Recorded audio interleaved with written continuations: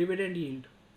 Dividend yield is the financial ratio which tells the amount of returns that we have generated by investing in a stock only by earning the dividends. अब basic समझते हैं, जब भी हम एक stock में invest करते हैं या तो हम स्टॉक एप्रिसिएशन के थ्रू पैसे कमाते हैं या फिर डिविडेंड के थ्रू. स्टॉक एप्रिसिएशन क्या होता है? स्टॉक एप्रिसिएशन का मतलब होता है if we have invested 10 rupees in a stock, then हमारी वो 10 रुपीज़ की इन्वेस्टमेंट बढ़ के कुछ भी 20 रुपीज़ 30 रुपीज़ हो गई. इसका मतलब हमारे स्टॉक ने पॉजिटिव रिटर्न्स दिए हैं over a period of time. But the second way is dividend investing. इसका मतलब जब भी वो कंपनी प्रॉफिट बनाती है, they decide that they will share this profit with their shareholder. So they share this profit in the form of dividends. तो इस dividend को कोई कंपनी कैसे डिसाइड करती है कि किन शेयर होल्डर को कितना डिविडेंड देना है? It is given by a financial ratio called the dividend yield. Dividend yield is the ratio of annual dividend given by the stock divided by price of the stock at that particular point of time. एक example से समझने की कोशिश करते हैं. ITC ने 2021 के अंदर 2 डिविडेंड ऑफर करे थे पूरे साल में. First was the interim cash dividend of 5 rupees and second was the final dividend of 5.75 rupees. So the total dividend या annual dividend that ITC gave in 2021 was 10.75 rupees and the price of ITC at that point of time was somewhere around 212.75 rupees.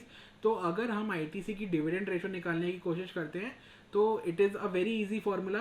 Divide the total annual dividend by the stock price at that current point in time. So it gives out the dividend yield of ITC in 2021 was 5.05%. अभी हमने बात कर ली है profitability ratios के बारे में. Whenever we try to find a fundamentally good stock या फिर हम किसी भी स्टॉक का फंडामेंटल एनालिसिस करते हैं तो ये प्रॉफिटेबिलिटी रेशोज देखना बहुत ज़रूरी होता है. क्यों? क्योंकि हमें बताता है कि जो स्टॉक है उसने हमें अच्छे रिटर्न ऑन इक्विटी दिए हैं. जो स्टॉक अपने पैसे को रीडिप्लॉय कर रहा है या फिर कोई भी कैपिटल रेज कर रहा है थ्रू डेट और थ्रू इक्विटी, उस पैसे को सही तरीके से डिप्लॉय कर रहा है और उस पर हमें ठीक से रिटर्न दे रहा है. CAGR हमें CAGR ये बताता है कि over a period of time if our profits would have been reinvested, वो स्टॉक हमारे पैसे को किस रेट से कंपाउंड कर रहा है. And the last dividend yield. Dividend yield ये बताता है कि स्टॉक सिर्फ अपने प्रॉफिट्स को री इन्वेस्ट नहीं करके अपने शेयर होल्डर्स में उस प्रॉफिट को भी डिस्ट्रीब्यूट कर रहा है.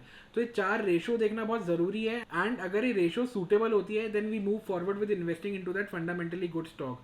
So these are the most important financial ratios and the most basic ones that we should at least have a look at while doing fundamental analysis. I hope आपको ये चारों ratios अच्छे से समझ आई होंगी. If there is any confusion or doubt, do write your confusion in the comments below or skip back to the video. To understand what is alpha of a stock, watch 9th part of our series. The link is in the I button.